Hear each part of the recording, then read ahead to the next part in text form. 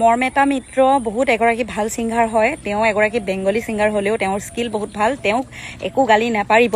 আৰু গান গাবলৈ যিকোনো এটা ধৰ্মৰ হ'ব লাগে বুলি কথা নাই। অসমীয়াৰো হ'ব পাৰে, হিন্দী হ'ব পাৰে, বেংগালীও হ'ব পাৰে, পাঞ্জাবী হ'ব পাৰে, যিকোনো ধৰণৰ ধৰ্ম হ'ব পাৰে। এগৰাকী শিল্পীৰ কোনো জাতি ধৰ্ম নাই।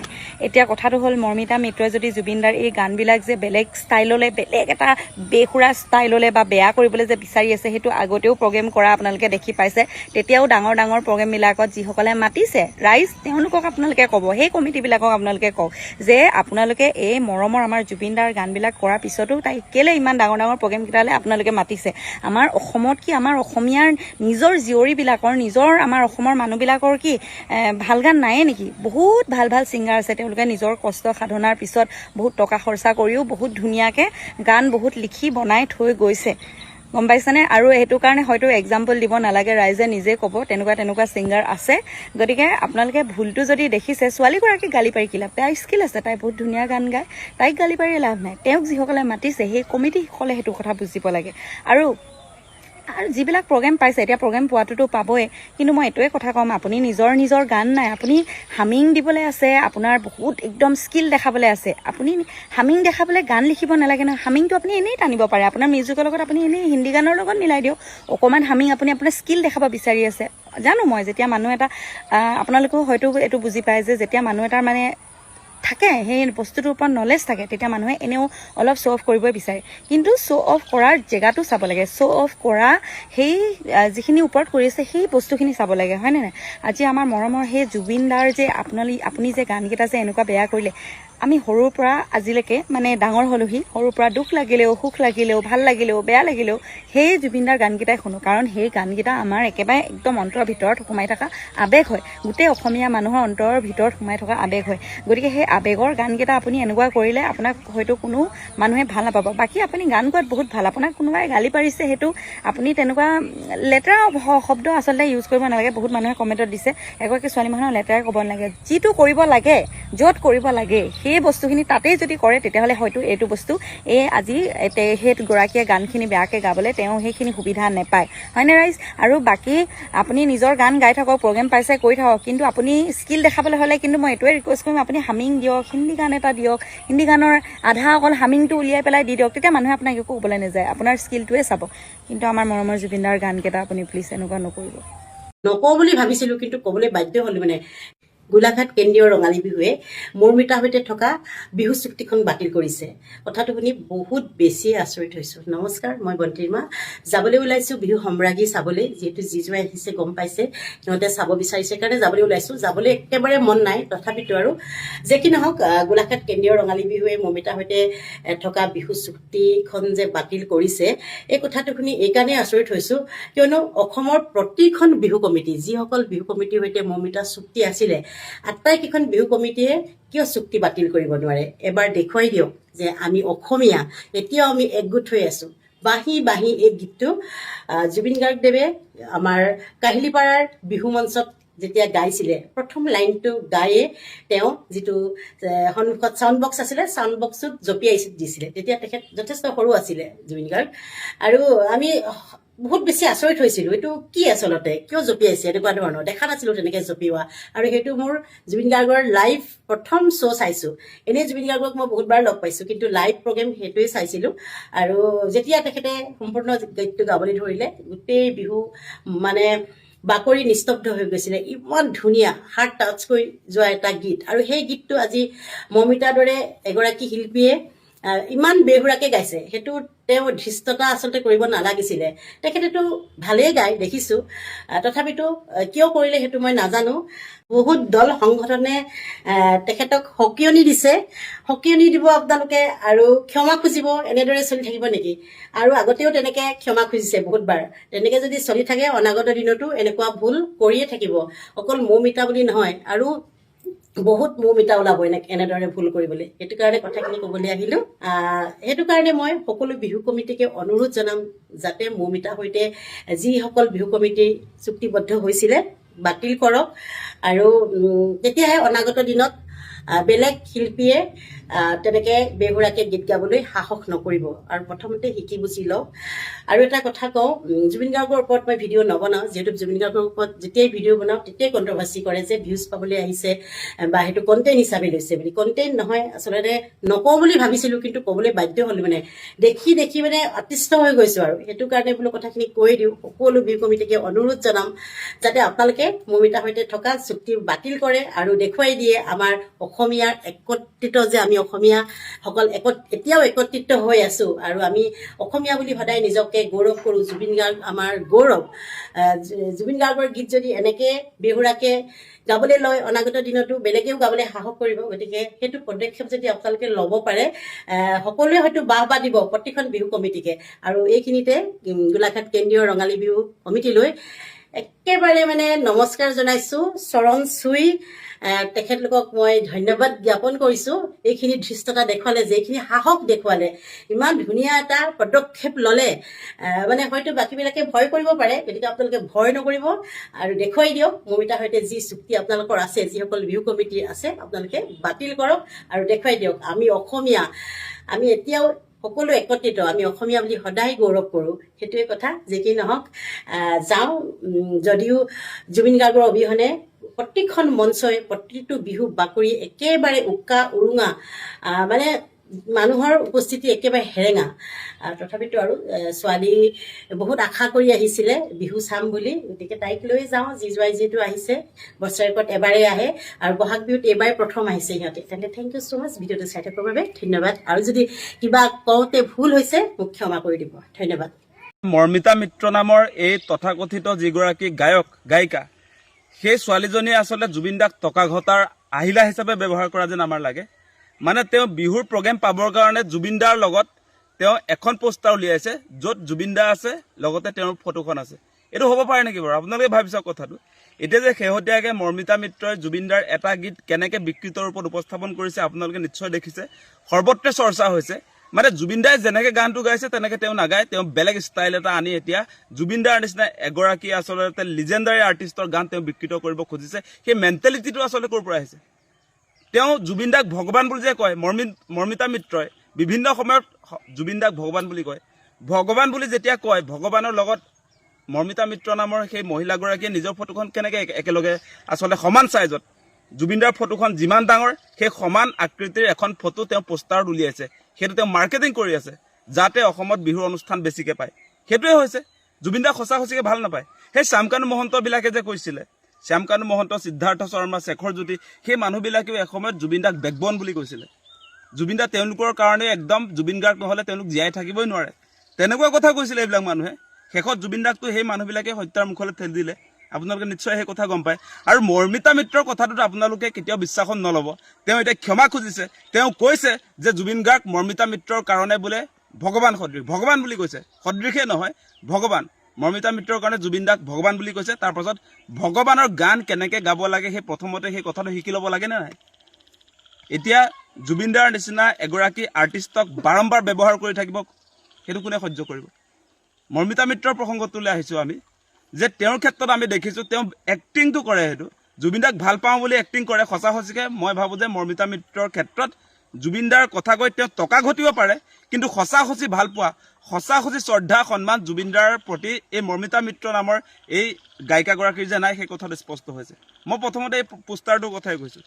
পোষ্টাৰ যিটো তেওঁ উলিয়াইছে, ছপা কৰি উলিয়াইছে, ডিজিটেল মাধ্যমত প্ৰচাৰ কৰিছে, মানে জুবিন দাৰ ফটোৰ লগত এই মৰ্মিতা মিত্ৰৰ ফটো একেলগে তেওঁ আচলতে প্ৰিণ্ট কৰি উলিয়াইছে আৰু সেইটো মাৰ্কেটিং কৰিছে সমান চাইজত। গতিকে সেই কথা বতৰাবিলাকৰ পৰা প্ৰমাণ হয় যে সঁচাকৈ এতিয়াও জুবিন দাৰ মৃত্যুৰ পাছত একাংশ শিল্পীয়ে জুবিন দাক টকা ঘটাৰ আহিলা হিচাপে ব্যৱহাৰ কৰিছে। এইটো খাটাং কথা, সেইটো স্পষ্ট কথা। গতিকে এনেকুৱা ধৰণে কোনো কাৰণতে অসমৰ হিয়াৰ আমঠু, আমাৰ অসমীয়া জাতিৰ প্ৰাণ, অসমীয়া জাতিৰ সম্পদ জুবিন দাক যাতে ব্যৱহাৰ নকৰে কোনো শিল্পীয়ে, এই মৰ্মিতা মিত্ৰক স্পষ্ট হৈ কৈছোঁ, কোনো কাৰণতে যাতে জুবিন দাৰ নিচিনা এগৰাকী আৰ্টিষ্টক ব্যৱহাৰ কৰি টকা ঘটিম বুলি যদি ভাবিছে, তেনেহ'লে ইয়াৰ পৰা কিন্তু বিদায় ল'ব লাগিব। অসমত কোনো কাৰণতে এইবিলাক নাটক ইয়াত নচলিব, সেই কথাটো আমি স্পষ্ট কৰি দিছোঁ। এইবাৰ এনেও অসমৰ ৰাইজৰ বিহু বিষাদ হৈছে। বিহু এইবাৰ উদযাপন কৰিব পৰা নাই। আমি চিৰিয়াছলি কৈ আছোঁ, আমি অসমীয়া জাতিয়ে এইবাৰৰ বিহু আমাৰ বিষাদ হৈছে, বেদনা আছে আমাৰ। জুবিনদাৰ মৃত্যুৰ ঘটনাটোক আমি সহজে মানি ল'ব পৰা নাই। আমি এই মুহূৰ্তত জুবিনদাৰ জাষ্টিছ বিচাৰি আছো, জুবিনদাৰ ন্যায় আমাক লাগে। এই সময়ছোৱাত বেপাৰ কৰিবলৈ আহিছে তেওঁলোকে নেকি? বেপাৰ কৰাৰ নিচিনাই পাইছো আমি। মৰ্মিতা মিত্ৰৰ ক্ষেত্ৰত ডাইৰেক্টলি জুবিনদাৰ নামটো ব্যৱহাৰ কৰি বেপাৰ কৰা যিটো আমি দেখিছো সেইটো স্পষ্ট হৈছে। আৰু আজিৰ দিনটোত আপোনালোকে নিশ্চয় দেখিছে যে মৰ্মিতা মিত্ৰৰ ক্ষেত্ৰত তেওঁ যি ক্ষমা প্ৰাৰ্থনা কৰি সামাজিক মাধ্যমত যিবিলাক প্ৰতিক্ৰিয়া প্ৰদান কৰিছে সেইবিলাকতো তেওঁৰ ইগ'টো প্ৰকাশ পাইছে। আচলতে পামী বৰঠাকুৰ, জুবিনদাৰ ভণ্টি পামী, আমাৰ বাইদেউ পামী বৰঠাকুৰ বাইদেউক এড্ৰেছ কৰি যিটো ক্ষমা ভিক্ষা মাগি তেওঁ লিখিছে, হেপী বাৰ্থডে উইচ কৰিছে। হেপী বাৰ্থডে উইচ কৰিব নালাগে। যিটোৰ কাৰণে তুমি অপৰাধী তাৰ আচলতে ক্লেৰিফাইটো বা ক্ষমা প্ৰাৰ্থনা কেনেকৈ লিখিব লাগে সেই কথাটো আচলতে প্ৰথমতে জানি ল'ব লাগিছিলে। ইমান অহংকাৰ কেনেকৈ আহিব পাৰে? ইমান অহংকাৰী এনেকৈ কোনো কাৰণতে আচলতে এই মহিলাগৰাকী আমাৰ অসমৰ আচলতে মাটি বায়ু পানীৰ লগত যে তেওঁৰ সম্পৰ্কটো নাই, লেনদেনটো নাই, সেইকাৰণে এনেকুৱা ধৰণৰ প্ৰতিক্ৰিয়া তেওঁৰ মুখত আহিছে। জুবিনদাৰ গীত তেওঁ আচলতে যি ধৰণে উপস্থাপন কৰিছে বিকৃত ৰূপত আপোনালোকে নিশ্চয় দেখিছে। বিজতৰীয়া এগৰাকী শিল্পী নহয় আচলতে এইবিলাক গায়িকা। এইবিলাকক কোনো কাৰণতে অসমৰ ৰাইজে প্ৰশ্ৰয় দিব নালাগে, সেই কথাটো আমি আপোনালোকক অনুৰোধ জনাইছো। মৰ্মিতা মিত্ৰ ভাল গায় বুলি আপোনালোকে কয়, তেওঁতকৈ ভাল গোৱা বহুত আৰ্টিষ্ট অসমত আছে, সেইবিলাকক চান্স দিয়ক। যিবিলাক উঠি অহা নৱপ্ৰজন্মৰ জুবিনদাই ভাল পোৱা, জুবিনদাই বহুতক চান্স দিছিলে গীত গাবলৈ। তেওঁ জীয়াই থকা অৱস্থাত বহুত শিল্পীক সন্মুখলৈ আনি এটা প্লেটফৰ্ম দিছিলে। এনেকুৱা বহুত শিল্পী আছে জুবিনদাৰ গীত ধুনীয়াকৈ গাব পাৰে, মৰ্মিতা মিত্ৰহে গাব পাৰে তেনেকুৱাটো আপোনালোকে কেতিয়াও নাভাবিব। তেওঁ যিটো গাইছে এতিয়া আপোনালোকে দেখিছে বিকৃত ৰূপত, জুবিনদাৰ নিচিনা এগৰাকী লিজেণ্ডাৰী আৰ্টিষ্টৰ গীত তেওঁ বিকৃত ৰূপত নিজৰ ধৰণেৰে গাই আচলতে এটা মানে অদ্ভুত ধৰণৰ এটা পৰিৱেশ আনিব খুজিছে। সেইটো কোনো কাৰণতে যাতে অসমত এইবিলাক পৰিৱেশ যাতে কোনেও কৰিবলৈ সাহস নকৰে তাৰ কাৰণে আমি সকলোৱে সজাগ হ'ব লাগে।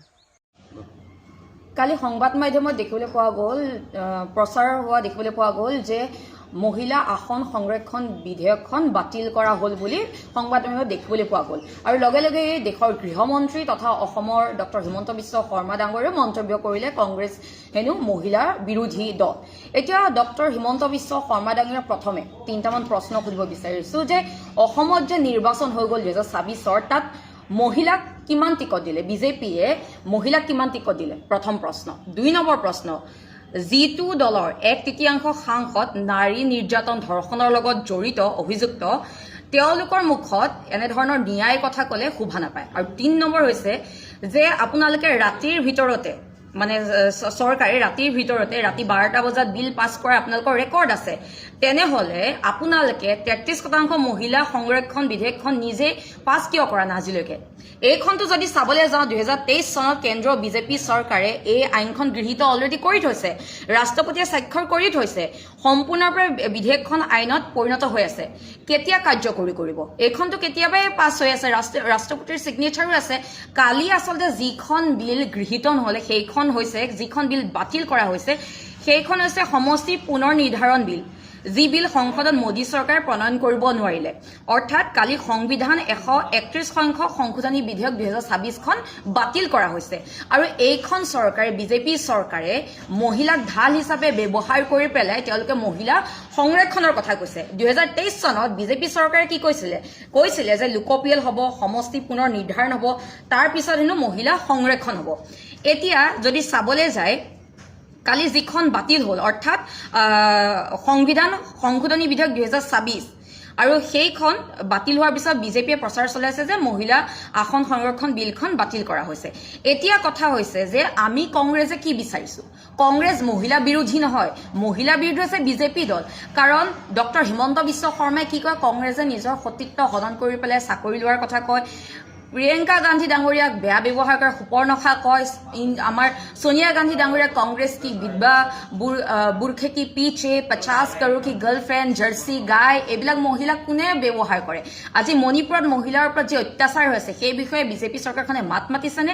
হাথৰাজ কাণ্ডৰ ওপৰত মাত মাতিলেনে? কুলদীপ সেংগাৰৰ ওপৰত মাত মাতিলেনে? ব্ৰিজভূষণৰ ওপৰত মাত মাতিলেনে? আজি বিজেপি বাজপেয়ী ভৱনত 7টা বজাত কিয় মহিলা প্ৰৱেশ কৰিব নোৱাৰে? এতিয়া বিজেপি বিৰোধী মহিলা বিৰোধী কোন হয়, বিজেপি নে কংগ্ৰেছ? এতিয়া কথা হৈছে যে কংগ্ৰেছে কি বিচাৰিছে? কংগ্ৰেছে আমি মহিলা আসন সংৰক্ষণ বিৰোধিতা কৰে না, আমি এইটোৱে ক'ব বিচাৰিছো যে 545খন আসন আছে, তাতেই মহিলাক কিয় আসন সংৰক্ষণ নকৰে? 33% সেই আসনৰ ভিতৰতে সংৰক্ষণ কৰক। এক্সট্ৰাকে 815খন আসন কিয় বহাবলগীয়া আছে মহিলা সংৰক্ষণৰ কাৰণে? আৰু বিজেপি চৰকাৰে যদি মহিলাক ইমানেই সন্মান কৰে তেনেহ'লে পিছপৰা শ্ৰেণী, দলিত, আদিবাসী, OBC মহিলাসকলক সেই বিলখনত কিয় মানে তেওঁলোকক কিয় সাঙুৰি লোৱা নহ'লে? এইবিলাক কথা গম পায়নে ৰাইজে? এইবিলাক কথা আচলতে গম নাপায়।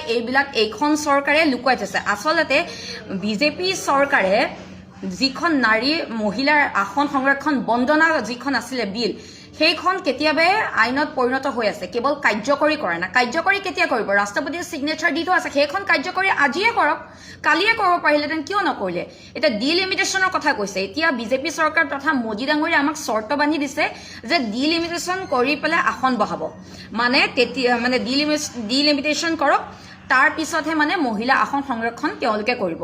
এতিয়া বিজেপি চৰকাৰখনে মিছা এটা প্ৰপগেণ্ডা চলাই আছে যে মানে নাৰীৰ বিৰুদ্ধে আমি হেনো থিয় দিছো, কংগ্ৰেছে হেনো নাৰীৰ বিৰুদ্ধে থিয় দিছে। এতিয়া নাৰীৰ বিৰুদ্ধে কোনে থিয় দিছে? নাৰীৰ বিৰুদ্ধে ক'বলৈ গ'লে আপোনালোকেহে থিয় দিছে। সমষ্টি পুনৰ নিৰ্ধাৰণ কথাটো বাদে দিছো, চেঞ্চাছ এটা হোৱা নাই। চেঞ্চাছ কিয় হোৱা নাই এতিয়ালৈকে? যদি ভুল হোৱা নাই 2011 চনতে হৈছিলে কংগ্ৰেছৰ দিনত। সেই কংগ্ৰেছৰ দিনৰ পৰা আজিলৈকে হোৱা নাই। 2026ৰ ভিত্তিত কৰক। কিয় 26ৰ ভিত্তিত কৰিব পৰা নাই? আঁচনিবিলাক যে দি আছে কিহৰ ভিত্তিত দি আছে? যদি আমি নাজানোৱে আমাৰ মানে জনসংখ্যা বৃদ্ধিত আমাৰ কিমান জনসংখ্যা আছে, ক'ত কিমান পপুলেশ্যন আছে, কোনটো কাষ্ট কমিউনিটি আমি যদি নাজানোৱে, আমি কিহৰ ভিত্তিত আঁচনি বিলাই আছো? 2026ৰ ভিত্তিত কৰক। আচলতে মহিলা বিৰোধী কোনো মহিলাক ঢাল হিচাপে মহিলাৰ শাৰীৰ পিছফালে, মহিলাৰ চাদৰৰ পিছফালে, আঁৰৰ পিছফালে কোনে ৰাজনীতি কৰি আছে? কোনে নিজৰ গাদীখন ৰক্ষাৰ কাৰণে এইবিলাক প্ৰপগেণ্ডা কৰি আছে? কংগ্ৰেছ মহিলাৰ বিৰোধী নহয়, বিজেপি মহিলা বিৰোধী হয়। মুখ্যমন্ত্ৰী ডাঙৰীয়া আপুনি যে কৈছে 17 তাৰিখটো কলা দিৱস হিচাপে মানে মানুহে পালন কৰিব লাগে, আচলতে আপোনালোকেহে তেনেকুৱা বাধ্য কৰালে। কিয় আপোনালোকে এতিয়ালৈকে কাৰ্যকৰী কৰা নাই? 2023 চনতে এইখন পাছ হৈ আছে, ৰাষ্ট্ৰপতি স্বাক্ষৰ কৰি থোৱা আছে, কিয় এতিয়ালৈকে ইমপ্লিমেণ্ট কৰা নাই? কিয় কাৰ্যকৰী কৰিব পৰা নাই? কি আপোনালোকৰ তাত কি ৰাজনীতি আছে? কংগ্ৰেছে ৰাজনীতি কৰিছে নে বিজেপিয়ে ৰাজনীতি কৰিছে? এইবিলাক সঁচা কথা ৰাইজক কওক। আপোনালোকে যে আমাক যে চৰ্ত বান্ধি দিছে যে ডিলিমিটেশ্যন কৰাৰ পিছতে বোলে উইমেন ৰিজাৰ্ভেশ্যন কৰা হ'ব, কিয় তাৰ আগত কিয় কৰিব নোৱাৰে? OBC, পিছপৰা, দলিত, আদিবাসী এইবিলাক মহিলাক কিয় সাঙুৰি লোৱা নাই? আৰু কালি সংবাদ মাধ্যমৰ ভুৱা অপপ্ৰচাৰ চলাইছে যে মহিলা আসন সংৰক্ষণ বিধেয়কখন বাতিল কৰা হ'ল। সেইখন বাতিল কৰা হোৱা নাই, সেইখন বাতিল কৰা নাই। আচলতে বাতিল কৰা হৈছিলে আপোনাৰ সংবিধান সংশোধনী 131 সংখ্যক যিখন বিধেয়ক 2026 সেইখনে বাতিল কৰা হৈছিলে। আচলতে এইবিলাক কথা এইখন চৰকাৰে লুকুৱাই থৈছে, সঁচা কথাবোৰ গাপ দিব বিচাৰে। লগতে এটা কথা জনাব বিচাৰিছো যে সমষ্টি পুনৰ নিৰ্ধাৰণৰ উদ্দেশ্যই আছিল যে জনসংখ্যা বৃদ্ধিৰ লগে লগে প্ৰশাসন আৰু সুশাসনৰ বাবে সুবিধাৰ বাবে সমষ্টি মানে গঠন কৰা, সেইটোৱে উদ্দেশ্য আছিল। কিন্তু এইখন চৰকাৰে সেইবিলাক কৰিব বিচৰা নাই, কাষ্ট চেঞ্চাছ কৰিব বিচৰা নাই, আৰু মানে তেওঁলোকে যিবিলাক গুৰুত্বপূৰ্ণ সেইবিলাক কাম কৰিব বিচৰা নাই। তেওঁলোকে কেৱল মহিলাৰ আঁৰ লৈ পেলাই এনেধৰণে মিছা প্ৰপগেণ্ডা চলাইছে আৰু তেওঁলোকে নিজৰ গাদীখন ৰক্ষাৰ বাবে এনেধৰণৰ কাম কৰিছে। মায়াবিনী গীতটো তাতোতকৈ বেছি বিকৃতকৰণ কৰিছে, সম্পূৰ্ণ সুৰে সলাই দিছে।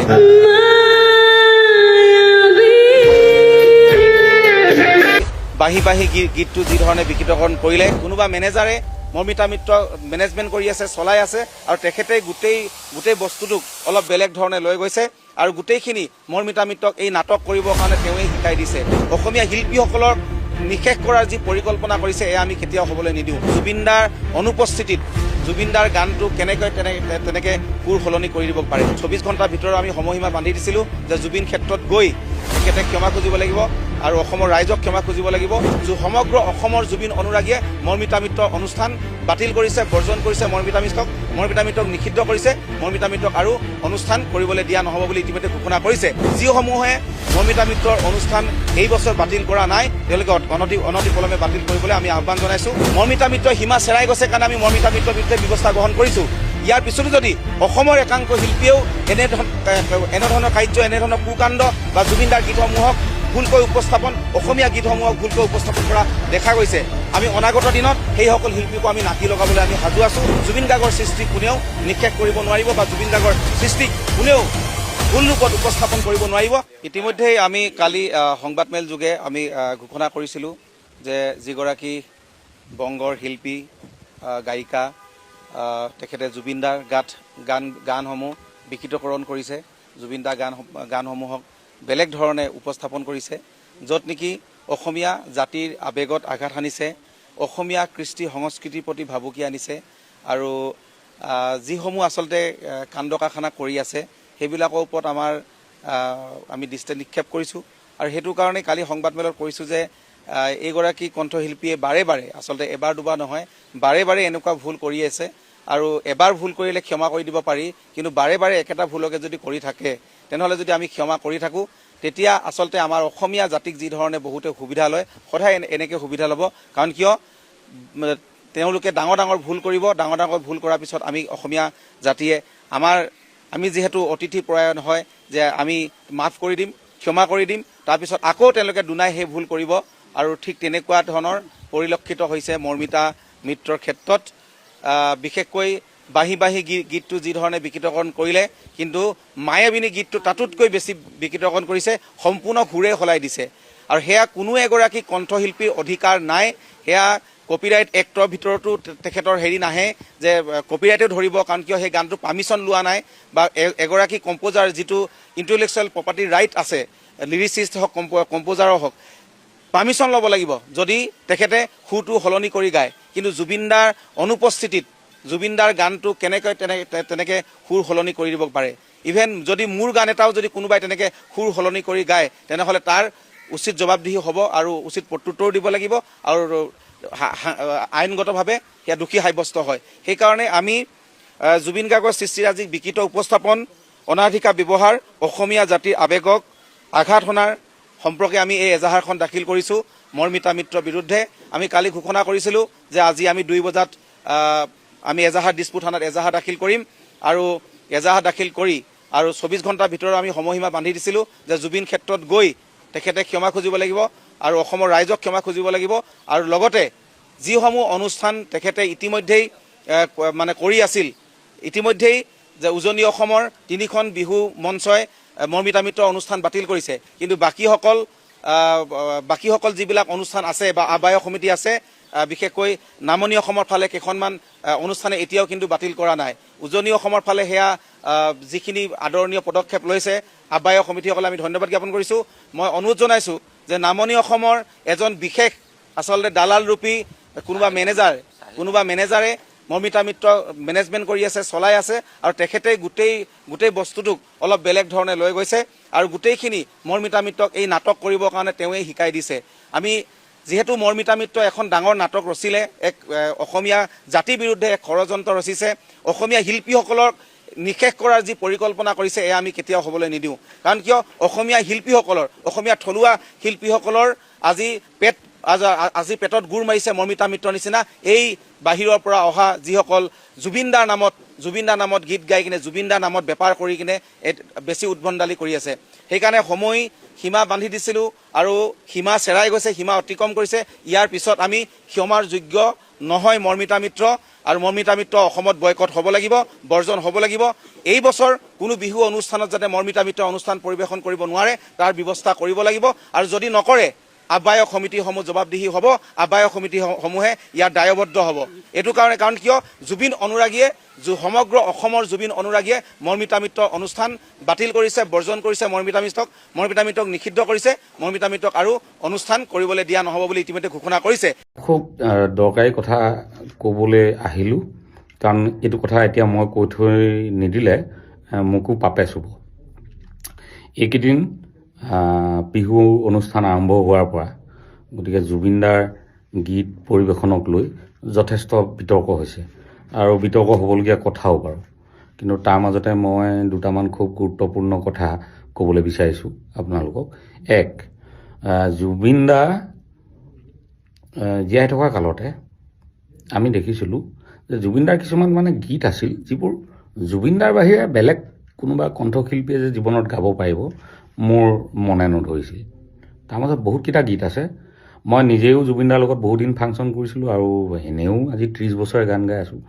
কিছুমান গীত জীৱনত গাবলৈ কোনোদিনে চেষ্টা কৰা নাই। তেনেকুৱা প্ৰত্যেকজন শিল্পীৰে কিছুমান মাষ্টাৰপিচ থাকে, যেনেকৈ জয়ন্ত হাজৰিকাদেৱৰ মৃত্যু সাৱটি সমাধিথলীত। এই গীতটো পৃথিৱীৰ কোনো কণ্ঠশিল্পীৰ কণ্ঠতে অসমীয়া মানুহে শুনিব নিবিচাৰে, কিন্তু জয়ন্ত হাজৰিকাৰ কণ্ঠতেই শুনি ভাল লাগে। জয়ন্ত হাজৰিকাৰ বহুত গান বেলেগে গায়, ভাল লাগে, কিন্তু এই মৃত্যু সাৱতী সমাধিৰ তলিত এইটো মাষ্টাৰপিচ। ঠিক সেইদৰে জুবিনদাৰ বহুত তেনেকুৱা গীত আছে যিবোৰ মাষ্টাৰপিচ, যি অকল জুবিন গাৰ্গেহে গাব পাৰে। আনকি মই ইমানটোও ক'ব পাৰোঁ যে পিছৰ ফাললৈ কেইটামান গান জুবিনদায়ো নিজে গাব নোৱাৰা হৈ আহিছিলে। গতিকে এতিয়া নতুন কণ্ঠশিল্পীসকলৰ পৰা খুব সাংঘাতিক গাব বুলি আশা কৰাটো আমাৰ ভুল হৈছে। খালি জুবিনদাৰ গীতক বিকৃত কৰি গোৱাটো কোনো কাৰণতে মানি ল'ব নোৱাৰি, সেইটো কাৰণে ইতিমধ্যে ক্ষমা খুজিছে। গতিকে ইমানো এগ্ৰেছিভ হ'ব নালাগে কথাবোৰ যে কোনোবাই কেছ দি দিব। তেনেকৈ হ'লে দেখোন নতুন প্ৰজন্মৰ শিল্পীসকলে জুবিনদাৰ গান গাবলৈকে ভয় কৰিব। কিন্তু জুবিনদাৰ আৱৰ্তমানত জুবিনদাৰ গানবোৰতো কোনোবাই গাই থাকিব লাগিব ন, চৰ্চা এটা চলি থাকিব লাগিব। গতিকে ইমান উগ্ৰও নহ'ব কোনো। আৰু তাতোতকৈ ডাঙৰ কথা যে এই বেংগলী, অসমীয়া এনেকুৱা ধৰণৰ ধাৰণাবোৰলৈ নানিব, কাৰণ জুবিনদায়ো বেংগলত বহুত গীত গাইছিলে। আৰু মই আজি এটা কথা শুনি অকণমান খেলি মেলি লাগিছে, সেইটো হ'ল কি যে এই মৰ্মিতা মিত্ৰ বুলি ছোৱালীজনীক খুব টাৰ্গেট কৰি লোৱা নিচিনা লাগিছে, কাৰণ তেখেতে বিহু ফাংচন বহুত পাইছে, সেইটো এটা কথা কিন্তু দেই। কিন্তু মোৰ ক'বলগীয়াটো এইটো যে জুবিনদা জীয়াই থাকোঁতেই জুবিনদাই নিজেও কৈ গৈছিলে যে ছোৱালীয়ে মোৰ গীত গাবলৈ সাধাৰণতে সাহস নকৰে, মৌমিতাই গাইছে আৰু মৌমিতাক ৰাইজে আদৰি লৈছে। গতিকে মৌমিতা কিমান সুৰত গায় বেসুৰত গায় মই ক'বলৈ নাযাওঁ, কিন্তু মৌমিতাক সাধনাৰ প্ৰয়োজন আছে। আৰু খালি এই মৌমিতাক জুবিনদাৰ গান গোৱাৰ কাৰণে কেছ দিছে, কিবা দিছে, এইবোৰ অলপ বেছি হোৱা যেন পাইছোঁ মই। যিহেতু তেখেতে মানি লৈছে, ক্ষমা খুজিছে ৰাজহুৱাভাৱে। আৰু মই ভাবোঁ যে এটা সুস্থ বিতৰ্ক হওক, জুবিনদাৰ গানৰ স্বৰলিপিবোৰ হ'ব লাগিব, জুবিনদাৰ গানৰ ভাল কৰ্মশালা হ'ব লাগিব। মই ভাবোঁ, অন্তৰৰ পৰা বিশ্বাস কৰোঁ, জুবিনদাৰ গানকেইটা একুৰেটলি গাব পৰা মহিলা কণ্ঠশিল্পী সবিতা শৰ্মা। সবিতা বাইদেউক গান গাবলৈ মাতক, তেতিয়া গম পাব যে জুবিনদাই গাই থকা নিচিনা লাগিব। কাৰণ তেওঁলোক দুয়োৰে স্কুল একেখন, উৎপল শৰ্মাৰ স্কুলত পঢ়িছিলে দুয়ো। গতিকে দুয়োৰে গায়কী একে, কম্পন একে, তেওঁলোকৰ মিৰ একে, শ্ৰুতিবোৰ একেধৰণে লয়, বহুত কথা আছে। গতিকে বাকী শিল্পীসকলে শ্ৰদ্ধা জনাই, জুবিনদাৰ কণ্ঠৰ অধিকাৰী কোনো হ'ব নোৱাৰে, গতিকে শ্ৰদ্ধা জনাই গান গাইছে, ধুনীয়াকৈ গাবলৈ দিয়ক। বেছি অশান্তি কৰিলে শিল্পীসকলে দিগদাৰ পাব নহয়, ভয় খাব। জুবিনদাই যেতিয়া ভূপেনদাৰ গান গাইছিলে, জুবিনদাক সাংঘাতিক সমালোচনা কৰিছিলে। জুবিনদাই যেতিয়া জয়ন্ত হাজৰিকাৰ গান গাইছিলে, জুবিনদাক সাংঘাতিক সমালোচনা কৰিছিলে। কিন্তু জুবিনদা নীলকণ্ঠ আছিলে, জুবিনদাই এই আলোচনা সমালোচনা বুকুত সামৰি ল'ব পাৰিছিলে। কিন্তু সকলো জুবিন গাৰ্গ নহয়, ভয় খাব। গতিকে জুবিনদাৰ যদি 20 বছৰ আগৰ সেই সাৱলীন কণ্ঠ গীতৰ সোৱাদ ল'ব বিচাৰে, আপোনালোকে লুইট এপটো ডাউনলোড কৰক। তাত জুবিন মানসৰ যাত্ৰাৰ প্ৰথমটো এপিছড মুক্তি লাভ কৰিছে, খুব ভাল পাইছে ৰাইজে। আপোনাৰ কাইলৈ দেওবাৰ, আপুনি যদি ঘৰত থাকে সুন্দৰভাৱে উপভোগ কৰিব পাৰিব। 1 ঘণ্টাৰ এটা এপিছড, একদম এখন ফাংচন চোৱা নিচিনা লাগিব। 120খন যদি আসন থাকে উত্তৰ প্ৰদেশত, সংসদত আমাৰ কিবা কাম থাকিব নি 21খন আসন লৈ? অকল উত্তৰ প্ৰদেশৰ যদি 120খন আসন হয়, আমাৰ যদি 21খন আসন হয়, তেতিয়াহ'লে আমি কিবা কাম কৰিব পাৰিম সংসদত? যি সময়ত গোটেই ভাৰতবৰ্ষত ফেডাৰেল ছিষ্টেমটোক নতুনকৈ বনাবলৈ কৈ আছে, সকলো ৰাজ্যক সমান অধিকাৰ দিবলৈ কৈ থকা হৈছে, সকলো ৰাজ্যক সমান প্ৰতিনিধিত্বৰ কাৰণে আমি দাবী উত্থাপন কৰি আছো। সকলো অসমীয়া মানুহৰ আটাইতকৈ ডাঙৰ দাবীবিলাক কি? সকলো অসমীয়া মানুহৰ দাবী হ'ল অসমৰ হাতলৈ অধিক ক্ষমতা অনা। আৰু বিজেপিয়ে অসমৰ সকলো ক্ষমতা, ৰাজ্যৰ সকলো ক্ষমতা, ষ্টেটবিলাকৰ সকলো ক্ষমতা কাঢ়ি লৈ কি কৰিব কৈছে? উত্তৰ প্ৰদেশ, বিহাৰ, ৰাজস্থান আৰু মধ্যপ্ৰদেশ, য'ত তেওঁলোকৰ শক্তি বেছি আছে, সেই ৰাজ্যবিলাকৰ হাতত গোটেই ভাৰতবৰ্ষৰ ৰাজনৈতিক অধিকাৰ অৰ্পণ কৰি দিব কৈছে। সেইকাৰণে কালি মই ভাবোঁ যে কালি প্ৰথমবাৰৰ কাৰণে ভাৰতৰ ইতিহাসত এই সময়খিনিত মোদীৰ হিটলাৰী যুগত প্ৰথমবাৰৰ কাৰণে সকলো বিৰোধী দল একলগ হৈছে। আৰু বিৰোধী দল একলগ হৈ কালি ভাৰতবৰ্ষক বিৰোধী দলসমূহে বচালে। কালি যদি সেইটো বচাব নোৱাৰিলেহেঁতেন, তেতিয়াহ'লে অসম নামৰ ৰাজ্যখনৰ বৰ্তমানৰ যিখন সামান্য ৰাজনৈতিক অধিকাৰ আছে সেইটো নিশেষ হৈ গ'লহেঁতেন। আমাৰ 21খন আসনৰ কথা কৈছে পবিত্ৰ মাৰ্ঘেৰিটাই, আমাৰ 21খন আসন হ'ল বুলি হিমন্ত বিশ্ব শৰ্মাই কৈছে, কিন্তু উত্তৰ প্ৰদেশৰ যে 120খন আসন হ'ব সেই কথাটো কিন্তু তেওঁলোকে নকয়। 21খন আসনৰ সন্মুখত যদি 120খন আসন উত্তৰ প্ৰদেশত থাকে, তেতিয়াহ'লে উত্তৰ প্ৰদেশৰ ওচৰত গোটেই ভাৰতবৰ্ষ নাচি থাকিব লাগিবনে নাই? আৰু মাত্ৰ 21খন আসন লৈ 815খন আসনৰ ভিতৰত 815খন আসন আপোনালোকে মনত ৰাখক দেই, 815খন আসনৰ ভিতৰত যদি অসমৰ 21খন আসন হয়, তেতিয়াহ'লে তাৰ কিবা কাম থাকিব নেকি আপোনালোকে নিজে কওক। গতিকে কালিৰ বিলখন আছিলে সম্পূৰ্ণৰূপে আমাৰ যিটো যুক্তৰাষ্ট্ৰীয় ব্যৱস্থা, ফেডাৰেল ছিষ্টেম, আমাৰ যিটো ফেডাৰেল ব্যৱস্থা, সেই ব্যৱস্থাৰ বিৰুদ্ধে এটা ডাঙৰ ষড়যন্ত্ৰ আছিলে। আমাৰ সৰু ৰাজ্যবিলাকৰ বিৰুদ্ধে একদম খতম কৰি দিয়াৰ বিজেপিৰ আৰু RSSৰ প্লেন আছিলে। চিৰদিনৰ কাৰণে যাতে বিজেপিয়ে ভাৰতবৰ্ষৰ ৰাজনীতি দখল কৰি থাকিব পাৰে, কোনোদিন যাতে গণতান্ত্ৰিকভাৱে অন্য কোনেও জিকিব নোৱাৰে, উত্তৰ ভাৰতৰ উত্তৰ প্ৰদেশ, বিহাৰ, ৰাজস্থান আৰু মধ্যপ্ৰদেশে যাতে গোটেই ভাৰতবৰ্ষ দখল কৰিব পাৰে, তাৰ কাৰণে কৰা কালিৰ এই ষড়যন্ত্ৰ সমগ্ৰ বিৰোধী দলবিলাকে যে উফৰাই দিলে, তাৰ কাৰণে মই সকলো বিৰোধী দলক মোৰ তৰফৰ পৰা, ৰাইজৰ দলৰ তৰফৰ পৰা, ৰাইজৰ দলৰ সভাপতি হিচাপে মই তেওঁলোকক ধন্যবাদ জনাইছোঁ, তেওঁলোকক হাতযোৰ কৰি ধন্যবাদ জনাইছোঁ অসমখন ৰক্ষা কৰাৰ কাৰণে, ভাৰতখন ৰক্ষা কৰাৰ কাৰণে। আৰু মহিলা সংৰক্ষণ আমি বিচাৰোঁ, সকলো বিচাৰে। যোৱা 2023 চনত যিটো মহিলা সংৰক্ষণ 543খন আসনৰ ভিতৰত 33% মহিলা লাগে, সেইটো আমি সকলো বিচাৰোঁ। যোৱাকালি মই এটা ভিডিঅ' দিছিলোঁ পুৰণি গুৱাহাটীৰ ওপৰত, আৰু এইটো চিৰিজ বাই চিৰিজ মই দিম। পুৰণি গুৱাহাটীৰ মই বহু কথা ক'ম, আৰু চব বস্তুতে মাত মাৰাটো আমাৰ দৰকাৰী বিষয় বুলি মই নাভাবোঁ। কিন্তু যোৱা ৰাতিৰ পৰা মই এটা বস্তু দেখি মোৰ হজম হোৱা নাই। এই যে কলিকতাৰ পৰা যে এগৰাকী নৰ্তকী মাতি আনিছে, কলিকতাৰ পৰা মাতি অনা এই নৰ্তকীগৰাকীয়ে যোৱাকালি যে পৰহি কোনোবা এখন মঞ্চত জুবিন গাৰ্গৰ গান এটি এনেকে পাৰেনে কোনোবাই নষ্ট কৰিবলৈ? এই অধিকাৰটো কোনে দিলে? এই একেখিনি কাম অসমীয়া কোনোবাই গৈ যদি নাচিকেতাৰ গান এটা যদি ৱেষ্ট বেংগলৰ কোনোবা এখন মঞ্চত পৰিৱেশন কৰে, চেণ্ডেলেদি চৰিয়াই গাল ফালি দিব। অসমখনতেই চবে যি ইচ্ছা দেখে কৰি থাকিব পাৰে, আমি ইমান সহজে সকলো কথা মানি লওঁ। আৰু আমাৰ এই সংস্কৃতিৰ যে দালাল কেইটামান আছে, যিকেইটাই বৰপিটা পাৰি মাতি আনি দিছে ইয়াত, এইগৰাকী শিল্পী নে কিয়ে কয়, নম্বৰ মতে এইটো নৌটংগী বুলি কয়, এইগৰাকীৰ বেকগ্ৰাউণ্ডটো ভালকৈ চেক কৰিবচোন ৱেষ্ট বেংগলত গৈ। এইটো জুবিন গাৰ্গৰ নামততো একদম দালালি কাৰবাৰ এটা আৰম্ভ কৰিছে এইগৰাকীয়ে।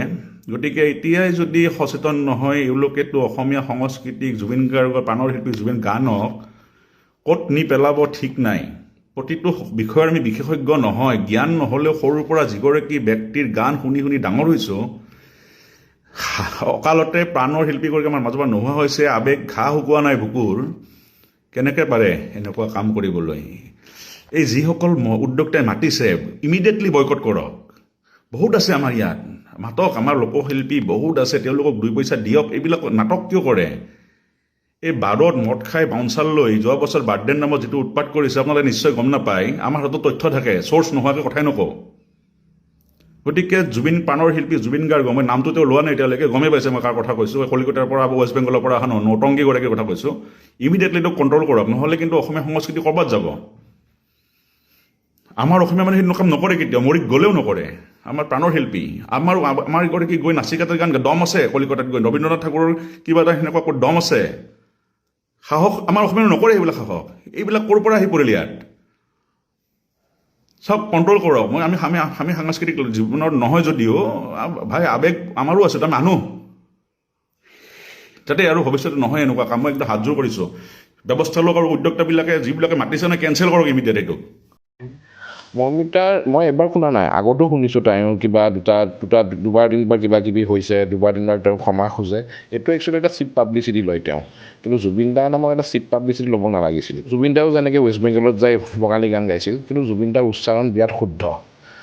আজি মৌমিতা মৈত্ৰই তাৰ নাম, তেওঁ অসমীয়া গান এটা শুদ্ধ উচ্চাৰণে এইবাৰ নহয়, ইয়াৰ আগতো বহুতবাৰ কমপ্লেইন পাইছিলোঁ, কিন্তু এইবাৰ জুবিন দাৰ যোনটো বাঁহী গানটো সুৰেই তেওঁ বিকৃত কৰি দিলে। এই কমিটিৰ ভুল আছে, কমিটিয়ে তেনেকুৱা ছিংগাৰ কিয় লৈছে, য'ত আমাৰ অসমত অসমীয়া ছিংগাৰ বহুত এভেইলেবল আছে, বহুত ভাল ভাল ছিংগাৰ আছে। সুভাষণা দত্তৰ নিচিনা ভাল ছিংগাৰ আছে, ৰিচা বৰদলৈ, তেওঁলোকে মই জনাত শ্ব' কম পাইছে, কিন্তু বেংগলৰ পৰা অহা বাহিৰা ছোৱালী এজনীয়ে 40খনৰ প্লাছ শ্ব' পাইছে। খং উঠিছে, দুখ লাগিছে আৰু এটা এপিল কৰিব বিচাৰিছোঁ যে এনেকুৱা ছিংগাৰক বেন কৰিব লাগে এইখিনি জ্ঞান নাই নোহোৱাৰ পিছতো আজি মইতো অভদ্ৰামী বুলি ক'ম চিম্পুল কথা অভদ্ৰামী তেওঁ জানে জুবিন দাৰ গানটো বেয়াকৈ গালেও ইয়াত এটা প্ৰতিক্ৰিয়া হ'ব আৰু তাৰপিছত তেওঁ এটা পাব্লিচিটি পায় এই পাব্লিচিটিটোৰ কাৰণে তেওঁ এইখিনি কৰি আছে বুলি মোৰ ধাৰণা চিট পাব্লিচিটি যোন চিট পাব্লিচিটি বুলি কয় তেওঁ চিট পাব্লিচিটিৰে পইচা ইনকাম কৰিব অসমত আহিছে অসমতো তেওঁ বিহু ভাল নাপায় বিহুৰ লগত তেওঁৰ একো মতলব নাই তেওঁ আহিছে অসমত পইচা ইনকাম কৰিব দিব লাগে এজাহাৰ দিব লাগে য়েছ আমি হিউমেন ৰাইটছে ছাপোৰ্ট কৰোঁ আমাৰ কমিটিয়ে ছাপোৰ্ট কৰে এজাহাৰ দিব লাগে তেওঁক বেন কৰিব লাগে আমাৰতো এপিলেই এইটো যে মৰ্মিতা মিত্ৰক অসমৰ বিহুৰ কোনো এখন মঞ্চত উঠিব দিব লাগে প্ৰথম কথাটো জুবিন দা অবিহনে বিহু বিৰাট সেমেকা আমাৰ যোনবিলাক বিহু মঞ্চৰ বিহুত এইবাৰ সেই যোনটো এটা জোচ আছিল বিহুৰ যোনটো এটা ফূৰ্তি অসমীয়া জাতিৰ এটা আৱেগ সেইটো নাই এইবাৰ তাতে আহিল আকৌ দুখৰ সময়ত আকৌ এটা যোনটো হ'ব নালাগিছিল সেইটো এটা কাণ্ড হৈছে জুবিন দাৰ বিহু যোনটো বাঁহী গানটো সেই বাঁহীৰ গানটো বিকৃত কৰা হৈছে মৰ্মিতাৰ মই এবাৰ শুনা নাই আগতো শুনিছোঁ তেওঁৰ কিবা দুবাৰ তিনিবাৰ কিবা কিবি হৈছে দুবাৰ তিনিবাৰ তেওঁ ক্ষমা খোজে এইটো একচুৱেলি এটা চিপ পাব্লিচিটি লয় তেওঁ কিন্তু জুবিন দাৰ নামত এটা চিপ পাব্লিচিটি ল'ব নালাগিছিল কাৰণ জুবিন দাৰ লগত আৱেগত এইখিনি সময়ত তেওঁ খেল ধেমালি কৰিব নালাগিছিল এজ এ ছিংগাৰ ৱেষ্ট বেংগলৰ হয় উৰিষ্যাৰ হয় তামিলনাডুৰ হয় চবতে গাব পাৰে অসমীয়া ছিংগাৰো বাহিৰত গাব পাৰে কিন্তু জুবিন দাও যেনেকৈ ৱেষ্ট বেংগলত যাই বঙালী গান গাইছিল কিন্তু জুবিন দাৰ উচ্চাৰণ বিৰাট শুদ্ধ আজি মৰ্মিতা মৈত্ৰই তাৰ নাম তেওঁ অসমীয়া গান এটা শুদ্ধ উচ্চাৰণা এইবাৰ নহয় ইয়াৰ আগতো বহুতবাৰ কমপ্লেইন পাইছিলোঁ কিন্তু এইবাৰ জুবিন দাৰ যোনটো বাঁহী গানটো সুৰেই তেওঁ বিকৃত কৰি দিলে গোটেই কম্প্ৰমাইজ কৰি বোলে ফিউজন মিক্স কৰি কিবা কিবি কৰিলে উশৃংখলতা তেওঁ এই অধিকাৰ ক'ত পালে অসমৰ বিহু মঞ্চত বিহু গাব লাগে বুলি অসমীয়া মঞ্চত বিহু কমিটিবিলাকে আগৰ পৰা ঘোষণা কৰে তেওঁ জুবিন দাৰ গানটো বিকৃত কৰি গাবলৈ কিয় পাৰিলে সেই বিহু মঞ্চখনে কিয় ৰখাই নিদিলে সেই বিহু মঞ্চখনে অলপ দায়িত্ব ল'ব লাগিছিল চ' কমিটিৰ ভুল আছে কমিটিয়ে তেনেকুৱা ছিংগাৰ কিয় লৈছে য'ত আমাৰ অসমত অসমীয়া ছিংগাৰ বহুত এভেইলেবল আছে বহুত ভাল ছিংগাৰ আছে সুভাষণা দত্তৰ নিচিনা ভাল ছিংগাৰ আছে ৰিচা বৰদোৱা তেওঁলোকে মই জনাত শ্ব' কম পাইছে কিন্তু বেংগলৰ পৰা অহা বাহিৰা ছোৱালী এজনীয়ে 40খনৰ প্লাছ শ্ব' পাইছে চ' আমাৰ এই বাহিৰৰ কাৰণে কিহৰ ইমান মানে এটা হেৰি যে বিহু আমাৰ যোনটো নিজৰ এটা হেৰি সেইটো আমি বিহুত আমাৰ নিজস্বতাটো এৰি পেলাই বাহিৰৰ ছিংগাৰ এগৰাকী বঙালী ছিংগাৰ যোনে প্ৰনাউন্সিয়েশ্যনটো নাজানে অসমীয়া শব্দ উচ্চাৰণ নাজানে তেনেকুৱা এগৰাকী ছিংগাৰক আমি ষ্টেজত উঠাইছোঁ ষ্টেজত উঠাই পেলাই জুবিন দা ঢুকালে জুবিন দা আমাৰ ভগৱান বিহু বুলি ক'লে জুবিন দা আজি জুবিন দাৰ গান বিকৃত কৰিছে খং উঠিছে দুখ লাগিছে আৰু এটা এপিল কৰিব বিচাৰিছোঁ যে এনেকুৱা ছিংগাৰক বেন কৰিব লাগে বিহু কমিটিয়ে এনেকুৱা ছিংগাৰক বেন কৰক অতি শীঘ্ৰে বেন কৰক আমাৰ অসমত বহুত ছিংগাৰ আছে বিৰাট ধুনীয়া ছিংগাৰ আছে তেওঁলোকে 20টা 15খন শ্ব' পাইছে তেওঁ মৰ্মিতাই 40খন শ্ব' পাইছে আগতে তেওঁ 1 লাখ টকা লৈছিল এতিয়া তেওঁ 3.5 লাখ 4 লাখ টকা লয় মই সেইবিলাকলৈ যাবলৈ বিচৰা নাই কিন্তু বিহুৰ সময়ত অসমীয়া মানুহে আমাৰ মাজত ফূৰ্তিটো কৰিব লাগে কিন্তু কৰিলে কি বাহিৰা ছিংগাৰ এজনে আনি পেলাই আমাৰ জুবিন দাৰ বিহুটো বিকৃত কৰিলে যোনটো বিৰাট বেয়া কাম হৈছে চ' আমি এপিল কৰিছোঁ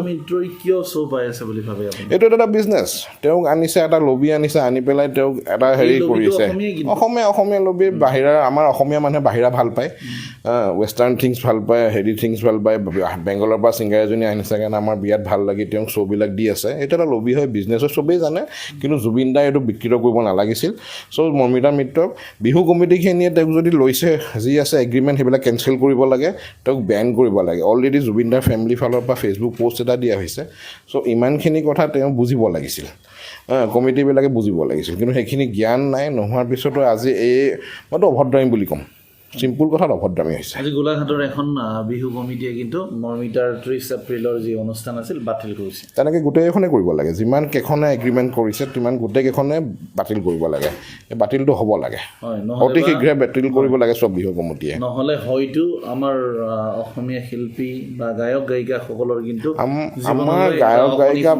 আমাৰ গায়ক গায়িকা বহুত আছে কিন্তু জুবিন দাৰ গান যোনে ভালকৈ গাবলৈ নাজানে তেনেকুৱা আৰ্টিষ্টক বেন কৰিব লাগে আৰু যোৱাকালি যিখিনি মই বাহিৰ গানটো তেওঁৰ ভিডিঅ'টো দেখা পাইছোঁ অতি বেয়া গাইছে অতি ফটুৱামি হৈছে তেওঁ বহুত কমপ্লেইন শুনিছোঁ তেওঁ ফটুৱামিত বিখ্যাত বুলি মই জানো সেই তেওঁক বেন কৰিব লাগে she should be ban Bihu কমিটিবোৰক লৈ আপুনি কি ক'ব যিবিলাক বিহু কমিটিয়ে তেখেতক মাতি আছে তেখেতক আমন্ত্ৰণ জনাই আছে যি সময়ত কিন্তু বৰ্তমান অসমৰ পৰা এইবোৰ শিল্পীৰ এইবাৰ বহুত কম নীলাকাশে হওক বা সেইটোৱে মই ক'ব বিচাৰোঁ আমাৰ এজন অসমীয়া কম কিন্তু এইবাৰ নিৰ্বাচন ৰেমুনাৰেশ্যনো কম নাম্বাৰছ অফ বিহু কম বহুত কম অঁ চ' সেইটোৱেতো মই ক'লোঁ যে লবিটোৱে এওঁক কেনেকৈ 40খনৰ প্লাছ দিয়ালে য'ত সুভাষনা দত্তৰ নিচিনা ভাল ছিংগাৰ তেওঁ বিৰাট ভাল অসমৰ বিৰাট one of the very lovely singer সেই গায়িকাগৰাকী 20খনো পোৱা নাই মৰ্মিতাই য'ত অসমীয়া শব্দ এটা ক'বলৈ নাজানে অসমীয়া ভাষাটো তেওঁ কথাও পাতিব নাজানে মই জনাত তেওঁ অসমীয়া গানটো খালি লিখি দিয়ে পঢ়ি পেলাই গানটো গায় তেওঁ অসমীয়া কথাও ক'ব নোৱাৰে মই জনাত ভালকৈ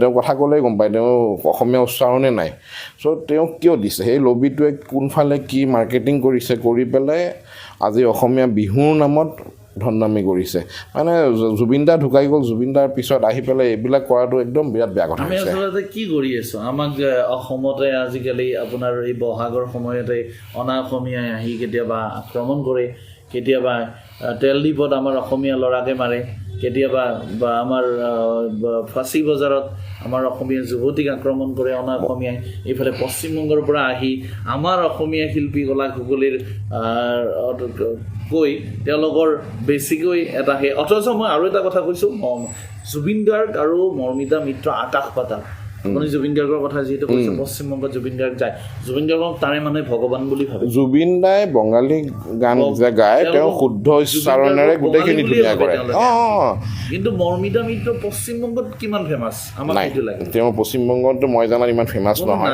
নাজানে এতিয়া মই এইটো এনচাৰটো তেনেস্থলত কি ইমান একো নিজৰ ঠাইতে জনপ্ৰিয় হ'ব পৰা নাই তেখেতক অসমত ইমান বিহু কমিটিয়ে আদৰ কৰাৰ কি কাৰণ থাকে যোনটো কুৱেশ্যন সুধিলে যে বাহিৰাগত অৰ্থনী আমাৰ যোনখিনি পেট্ৰল পাম্পত হ'ল বা অসমীয়া ছোৱালী মাৰপিট তাৰপিছত আকৌ এতিয়া মৰ্মিতা বাহিৰাগত ছোৱালী এজনী আহি ইমান উৎপাত হৈছে অসমৰ মঞ্চত আমাৰ বাহিৰাগতখিনিৰ কাৰণে উই আৰ ভেৰি আমাৰ অসমীয়া জাতিটো বিৰাট উদাৰ জাতি যেনেকৈ আমি কেঁকুৰা জাতি তেনেকৈ উদাৰ জাতি আমি বাহিৰা বস্তু বিৰাট ভাল পাওঁ আমি নিজৰ বস্তু ভাল নাপাওঁ নিজৰ ঘৰখন ভাল নাপাওঁ নিজৰ গাড়ীখন ভাল নাপাওঁ ছাইডৰ গাড়ীখন ভাল পাওঁ ছাইডৰ ঘৰটো ধুনীয়া পাওঁ তেনেকৈয়ে আমি বাহিৰৰ ষ্টেটৰ পৰা অহা এজনী ছিংগাৰক ভাল পাওঁ একচেপ্ট কৰিছোঁ ভাল কথা কিন্তু সেই লবিটোৱে আমাৰ অসমীয়া মানুহখিনিক অসমীয়া ছিংগাৰখিনিক ভাল পাব লাগে মানুহখিনিক কিন্তু সেই লবি এটাই যোনখিনি মৰ্মিতাৰ কাৰণে কৰিছে পাব্লিচিটি কৰিছে যোনখিনি মাৰ্কেটিং কৰিছে অসমীয়া ছিংগাৰ বহুত আছে ধুনীয়া ধুনীয়া ভাল ছিংগাৰ তেওঁলোকৰ কাৰণে মাৰ্কেটিং নকৰে আৰু যোনখিনি আমাৰ ক'লে পেট্ৰল পাম্পত আৰু সেইটো মই আগৰ পৰাই আপোনাক কৈছিলোঁ যে সেইটো এটা আমাৰ কেঁকুৰা জাতি আমি অসমীয়া একগোট হ'ব লাগিব একগোট নহয় অসমীয়া নিজৰ চিন্তাধাৰা ঠিক নকৰিলে জাতিটোতো বেছি দিন নাই এতিয়া বিহুটো যদি এইবোৰ হৈছে জুবিন দাৰ নামত তে কোনফালে গৈ আছোঁ আমি আজি এছাম শিল্পী এই বিষয়ে বেলেগ ধৰণত এটা আলোচনা চক্ৰ কৰিছে য'ত নেতৃত্ব লোৱা আমি দেখিবলৈ পাইছোঁ অজয় ফুকন বৈকুণ্ঠ প্ৰিন্স পাঠক এনেকৈ বিভিন্নজনে তেওঁলোকে কৈছে যদি মৰ্মিতা মিত্ৰই ৰাজহুৱাকৈ যদি ক্ষমা নোখোজে তেন্তে শনিবাৰে তেখেতে থানালৈ যাব লাগিব বুলি কৈছে চাওক মৰ্মিতা মিত্ৰই বাৰে বাৰে কিবা কৰে বাৰে বাৰে ক্ষমা খোজে এইটো মই 2-3বাৰ দেখিছোঁ সেইটো চিপ পাব্লিচিটি আজিও ক্ষমা খুজিছে ফেচবুকৰ লগে লগে তেওঁ এইটো একচুৱেলি তেওঁ কাণ্ড তেওঁ জানে জুবিন দাৰ গানটো বেয়াকৈ গালে ইয়াত এটা প্ৰতিক্ৰিয়া হ'ব আৰু তাৰপিছত তেওঁ এটা পাব্লিচিটি পায় এই পাব্লিচিটিটোৰ কাৰণে তেওঁ এইখিনি কৰি আছে বুলি মোৰ ধাৰণা চিপ পাব্লিচিটি যোনটো চিপ পাব্লিচিটি বুলি কয় তেওঁ চিপ পাব্লিচিটিৰে পইচা ইনকাম কৰিব অসমত আহিছে অসমতো তেওঁ বিহু ভাল নাপায় বিহুৰ লগত তেওঁৰ একো মতলব নাই তেওঁ আহিছে অসমত পইচা ইনকাম কৰিব লাগে দিব লাগে এজাহাৰ দিব লাগে য়েছ আমি হিউমেন ৰাইটছে ছাপোৰ্ট কৰোঁ আমাৰ কমিটিয়ে ছাপোৰ্ট কৰে এজাহাৰ দিব লাগে তেওঁক বেন কৰিব লাগে আমাৰতো এপিলে এইটো যে মৰ্মিতা মিত্ৰক অসমৰ বিহুৰ কোনো এখন মঞ্চত উঠিব দিব নালাগে তেওঁক বেন কৰক অতি শীঘ্ৰে আজিৰ পৰাই বেন কৰক যোনখন বিহু কমিটিয়ে তেওঁক উঠায় সেইখন বিহু কমিটিৰ ওপৰতো এফআইআৰ হ'ব লাগে বহুতে কিন্তু আৰু এটা কথা কৈ আছে যে মনিষা হাজৰিকাক যদি আমি আঁকোৱালি ল'লোঁ মৰ্মিতা মিত্ৰক কিয় আঁকোৱালি লোৱা নাই মৰ্মিতা মিত্ৰ বোৱাৰী বুলি কৈ আছে তেওঁলোকে বোৱাৰী হয় আমাৰ তেওঁ বোৱাৰী হয় ছোৱালী হয় লগতো প্ৰব্লেম নাই আমাৰ প্ৰব্লেমটো কি হৈছে তেওঁ উচ্চাৰণ তেওঁ গান গাব নাজানে বেয়াকৈ গোৱা নাই মনিষা হাজৰিকাই এজ এ আৰ্টিষ্ট তেওঁ নিজৰ জেগাটো ঠিকে ৰাখিছে মৰ্মিতা মিত্ৰৰ প্ৰব্লেমটো কি তেওঁ দেখাত প্ৰব্লেম আমাৰ লগত নাই তেওঁ কেনেকৈ কি কৰে সেইবিলাকত প্ৰব্লেম নাই তেওঁ পাৰ্চনেল লাইফত প্ৰব্লেম নাই আমাৰ প্ৰব্লেম হৈছে তেওঁ ষ্টেজত উঠি অসমীয়া ভাষাটো ক'ব নাজানে আমাৰ প্ৰব্লেম হৈছে তেওঁ গান এটা গাব নাজানে তেওঁ জুবিন দা যাৰ আমাৰ ভগৱান যোন ঢুকালে সেই জুবিন দাৰ গান বিকৃত কৰিছে আৰু অতি ফটোৱামি কৰিছে বাঁহী গানটো শুনিলে যোনটো ভাল লাগে তেওঁ যোনটো গান গাইছে মানে এইটো অতি অসভ্যালী তেনেকুৱা অসভ্য মানুহক বেন কৰিব লাগে